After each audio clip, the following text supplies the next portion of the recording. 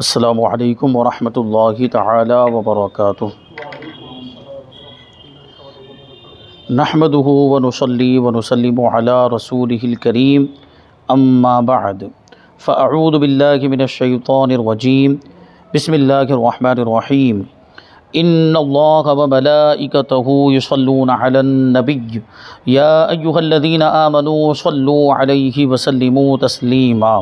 اللہم صلی علی سیدنا ومولانا محمد معدن الجود والکرم وآلہ الکرام وابنہ الکریم وبارک وسلم صلاۃ وسلاما علیک یا رسول اللہ صلی اللہ تعالی علیہ وسلم۔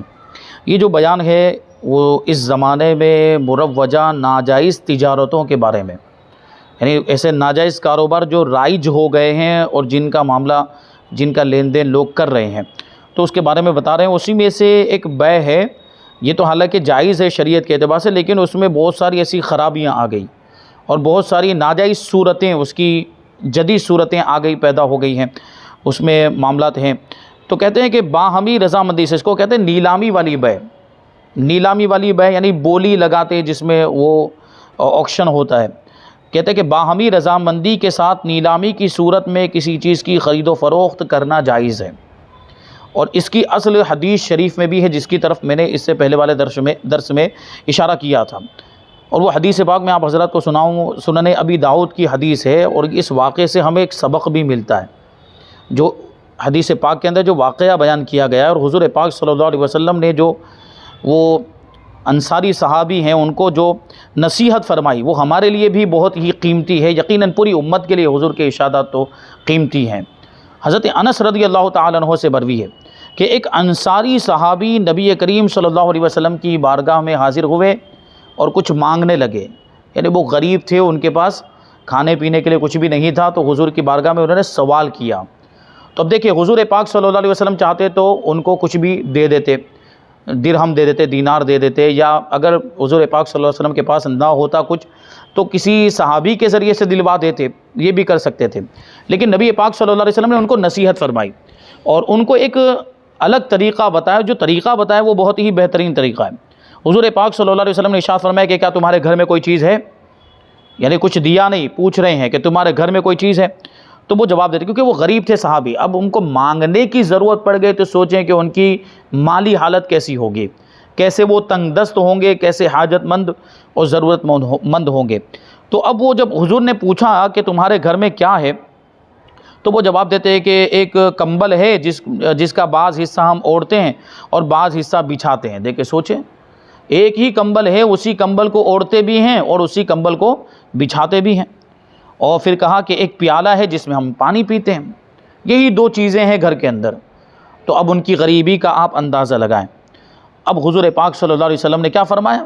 کہا کہ وہ دونوں چیزیں لے کر آؤ میرے پاس، یعنی وہ کمبل بھی لے کر آؤ اور وہ پیالہ بھی لے کر آؤ۔ آگے آپ کو سننا ہے کہ ہوتا کیا ہے، حضور پاک صلی اللہ علیہ وسلم اس کمبل کے ساتھ کیا کریں گے اور اس پیالے کے ساتھ کیا کریں گے۔ تو یہ اسی حدیث پاک میں اس بے کا بھی ثبوت ملتا ہے، نیلامی والی بے کا بھی ثبوت اس حدیث پاک میں ہے، لیکن ساتھ ہی ساتھ جو چیز اس میں بیان کی گئی، حضور نے جو نصیحت فرمائی ہے اور جو طریقہ بتایا، وہ ہمارے لیے بڑا ہی سبق آموز ہے۔ حضور نے وہ دونوں چیزیں منگائی، تو وہ صحابی رسول وہ دونوں چیزیں لے کر حاضر ہوئے۔ اب اللہ کے رسول صلی اللہ علیہ وسلم نے ان دونوں چیزوں کو اپنے دست مبارک میں لیا اور ارشاد فرمایا، من یشتری ھذین۔ حضور نے کیا فرمایا کہ کون ہے جو ان دونوں چیزوں کو خریدے، یہ ایک پیالے کو اور کمبل کو کون ہے جو خریدے گا؟ تو ایک شخص کھڑے ہوئے، ایک دوسرے صحابی کھڑے ہوئے اور عرض کرتے ہیں کہ یا رسول اللہ، میں ان دونوں چیزوں کو 1 درہم میں لوں گا۔ اب دیکھیں، یہاں وہ بولی والی بات آئے گی۔ حضور پاک صلی اللہ علیہ وسلم چاہ رہے تھے کہ یہ سامان زیادہ قیمت میں جائے، 1 درہم سے زیادہ میں جائے۔ اب وہ ایک صحابی رسول کہہ رہے ہیں کہ 1 درہم میں، تو حضور پاک صلی اللہ علیہ وسلم نے اس پر ارشاد فرمایا کہ من یزید علی درہم، 1 درہم سے زیادہ کون دے گا؟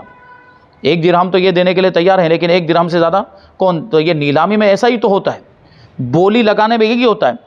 اب اللہ کے رسول صلی اللہ علیہ وسلم نے بھی یہی طریقہ اختیار فرمایا اور ارشاد فرمایا کہ 1 درہم سے زیادہ کون دے گا، کیونکہ حضور چاہتے تھے کہ 1 درہم سے زیادہ ان دو چیزوں کی قیمت حاصل ہو جائے۔ پھر وہ جو دیکھنا ہے کہ جب وہ 1 درہم سے زیادہ یعنی 2 درہم حاصل ہوئے تھے، ان 2 درہم کا حضور نے کیا کیا؟ تو ایک دوسرے صحابی کھڑے ہوئے اور انہوں نے عرض کیا کہ یا رسول اللہ، میں اس کو 2 درہم میں ان دو چیزوں کو 2 درہم میں خریدنے کے لیے تیار ہوں۔ تو نبی پاک صلی اللہ علیہ وسلم نے ان کو وہ دونوں چیزیں 2 درہم کے بدلے میں دے دیے۔ اب وہ 2 درہم آ گئے، اللہ کے رسول صلی اللہ علیہ وسلم کے دستے مبارک میں ہیں وہ 2 درہم۔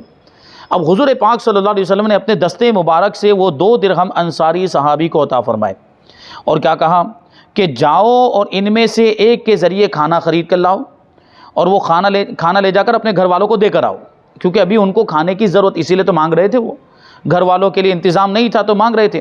اب 2 درہم ان کے پاس ہو گئے ہیں، تو 1 درہم کے تعلق سے حضور نے کیا فرمایا کہ 1 درہم کا کھانا خرید کر لاؤ اور گھر والوں کو کھلاؤ، تاکہ ابھی کی ضرورت ان کی پوری ہو جائے، گھر والوں کی جو کھانے کی ضرورت ہے۔ اور دوسرے درہم سے کیا حکم دیا، دیکھیے اللہ کے رسول صلی اللہ علیہ وسلم کی حکمت عملی۔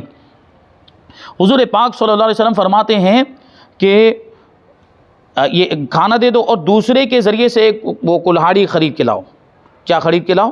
کلہاڑی، اور پھر میرے پاس اس کو لے کر آؤ۔ اب وہ کلہاڑی خرید کر حضور پاک صلی اللہ علیہ وسلم کی بارگاہ میں لے کر آئے، اور کلہاڑی بھی کیسی، وہ صرف اوپر والا حصہ لوہے کا، اس میں دستہ نہیں تھا، وہ اتنا ہی خرید کر لائے 1 درہم سے۔ تو اب دیکھیں اللہ کے رسول صلی اللہ علیہ وسلم کی اپنے صحابہ سے محبت کیسی اور خیر خواہی کا کیسا جذبہ۔ تو حضور پاک صلی اللہ علیہ وسلم نے خود اپنے دستے مبارک سے اس کلہاڑی میں دستہ لگایا۔ اب وہ صحابی بھی کتنے خوش نصیب ہیں کہ حضور اپنے دستے مبارک سے ان کو کلہاڑی میں دستہ لگا کر دے رہے ہیں، تو اب وہیں سے برکت کی شروعات ہو گئی بھائی، وہیں سے برکت شروع ہو گئی۔ حضور کا ہاتھ لگ گیا تو پھر کہنا ہی کیا ہے۔ تو وہ دستہ حضور پاک صلی اللہ علیہ وسلم نے خود لگا کر ان کو دیا، اور پھر کیا فرمایا، جاؤ لکڑیاں کاٹو۔ کیا فرمایا؟ جنگل میں جاؤ اور لکڑیاں کاٹو، لکڑیوں کو بیچ کر یہ درہم دینار حاصل کرو، یعنی کمائی کرو، لکڑیوں کو بیچ کر لکڑیاں کاٹو، پھر ان کو بیچو۔ اور پھر حضور نے کیا ارشاد فرمایا، 15 دن تک تم کو نہ دیکھوں۔ یہ بھی محبت کا انداز ہے، 15 دن تک تم کو نہ دیکھوں، تو یہ بھی ایک طریقے سے ان کے اوپر ایک دباؤ آ گیا کہ حضور نے فرما دیا کہ 15 دن اب محنت کرنی پڑے گی خوب۔ تو وہ گئے، وہ جو انصاری صحابی تھے وہ جنگل میں گئے، اور اسی کلہاڑی سے جو نبی پاک صلی اللہ علیہ وسلم نے ان کو عطا فرمائی 1 درہم سے، وہ تو خرید کر لائے تھے، جو دستہ حضور نے لگا کر دیا تھا۔ اب وہ لکڑیاں کاٹنے لگ گئے اور اس کو بیچنے لگ گئے، اور اب جب 15 دن کے بعد جب وہ حضور پاک صلی اللہ علیہ وسلم کی بارگاہ میں حاضر ہوئے تو ان کے پاس 10 درہم تھے۔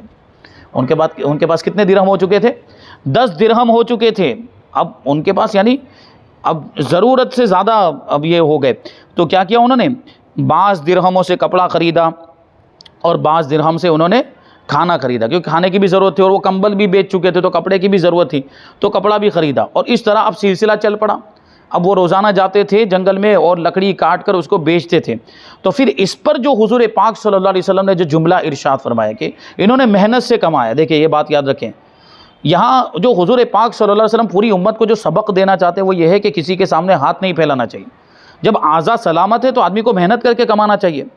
اور کہیں پر تو میں نے پڑھا ہے یہ ہے کہ جو ہاتھ سے کمانے والا ہوتا ہے، یعنی محنت کی کمائی کھانے والا ہوتا ہے، وہ اللہ کا محبوب ہوتا ہے، اللہ اس کو پسند کرتا ہے، وہ اس کے مقابلے میں جو لوگوں کے سامنے ہاتھ پھیلاتے ہیں۔ تو اس پر اللہ کے رسول صلی اللہ علیہ وسلم نے کیا ارشاد فرمایا کہ ھذا خیر لک من ان تجیء المسألۃ نکتۃ فی وجہک یوم القیامہ، یہ تمہارے لیے اس سے بہتر ہے کہ تمہارا وہ سوال قیامت کے دن تمہارے چہرے میں وہ ایک نقطے کی شکل میں ہوتا۔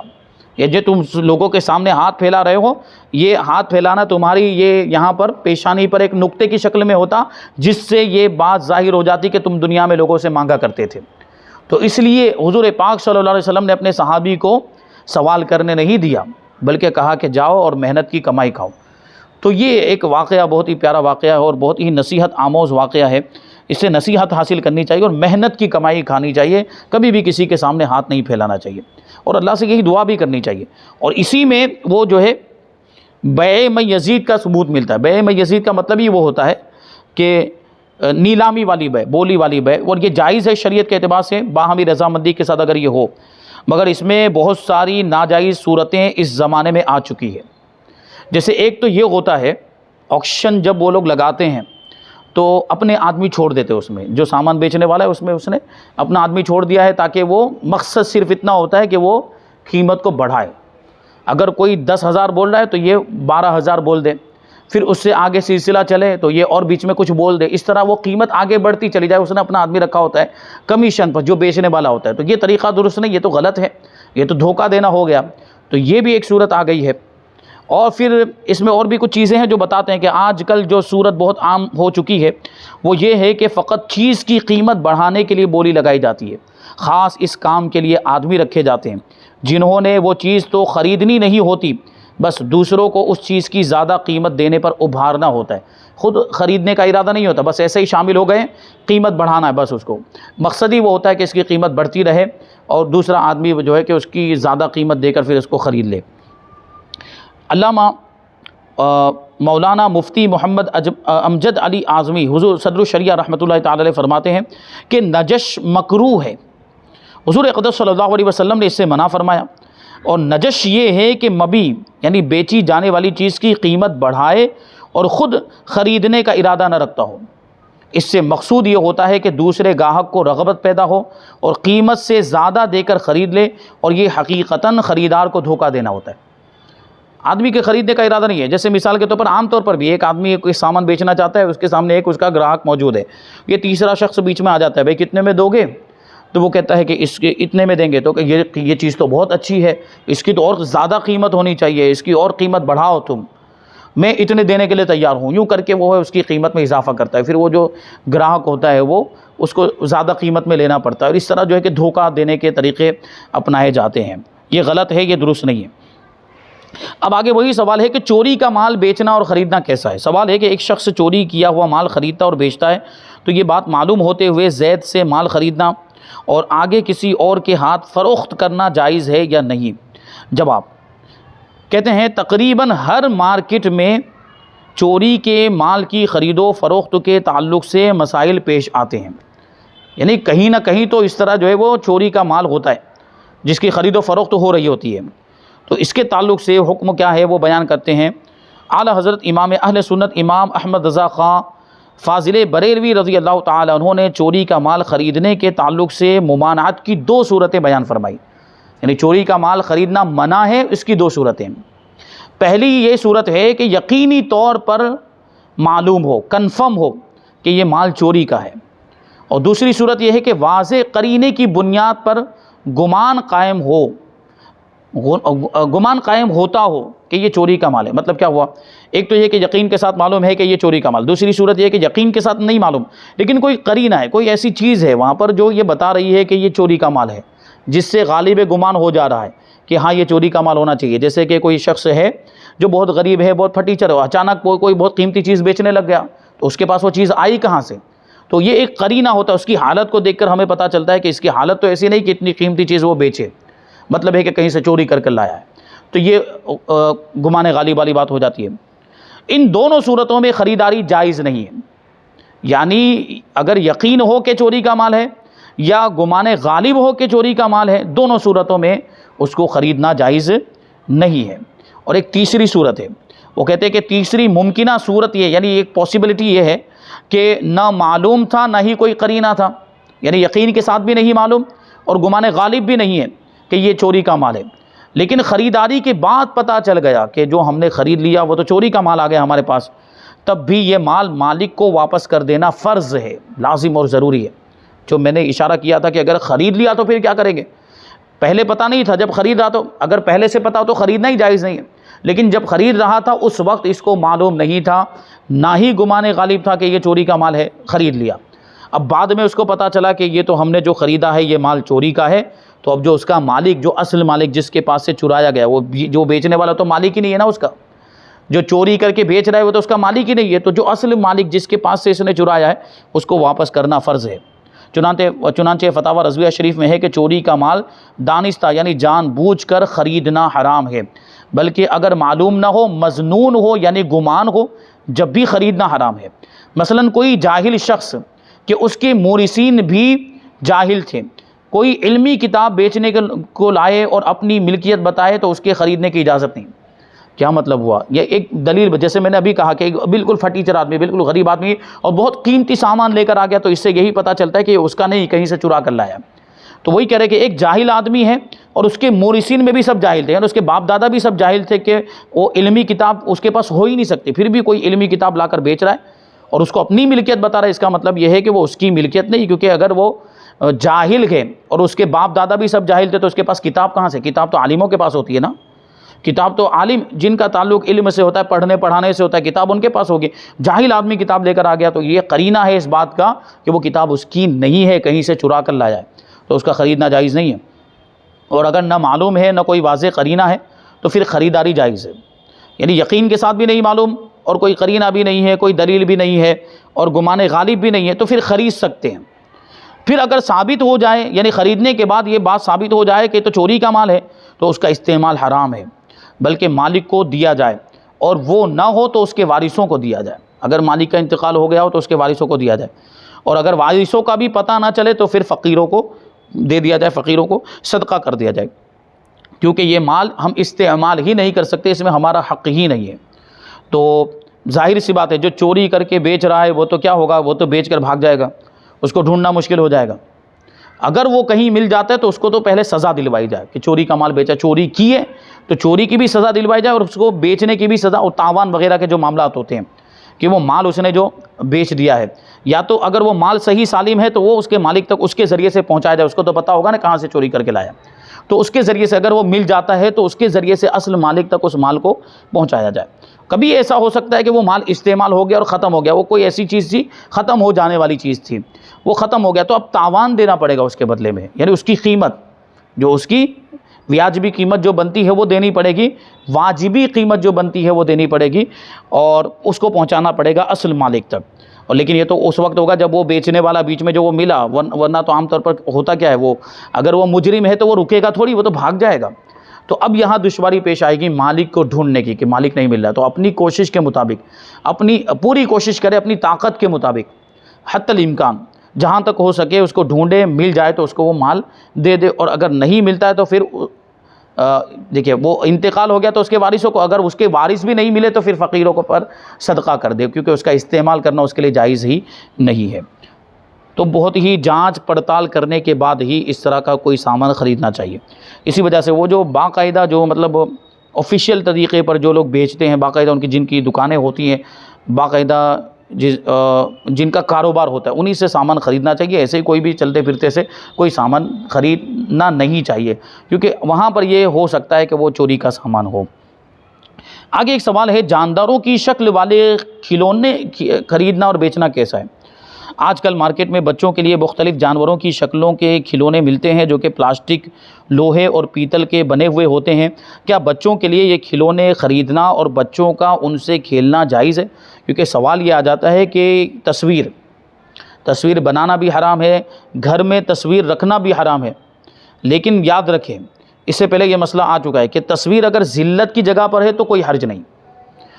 تعظیم کے طریقے پر اگر رکھی ہوئی کہ معلق لٹکا کے رکھی ہوئی ہے، یا نصب کر کے کہیں گاڑ کے رکھی ہوئی، کہیں کھڑی کر کے اس کو رکھا ہوا ہے، تو ایسی صورت میں رکھنا اس کا حرام ہوگا گھر کے اندر.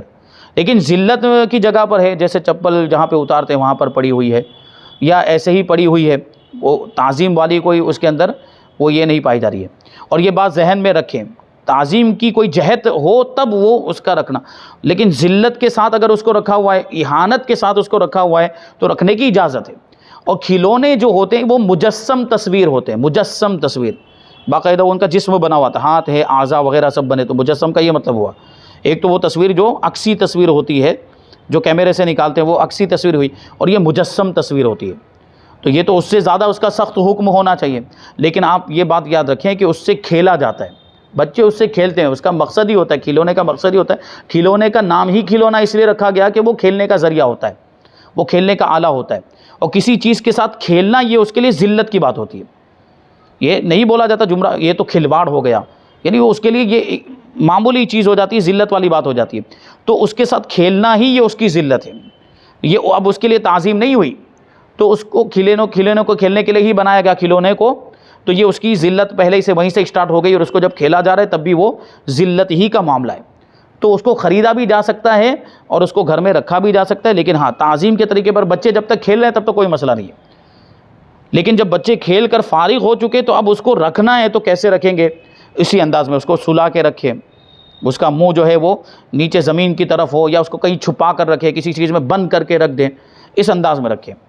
اس کو تعظیم کے طریقے پر کہیں پہ ایسے نصب کر کے نہ رکھا جائے، کہیں پہ ایسے لٹکا کر نہ رکھا جائے، تو اس کی اجازت ہے.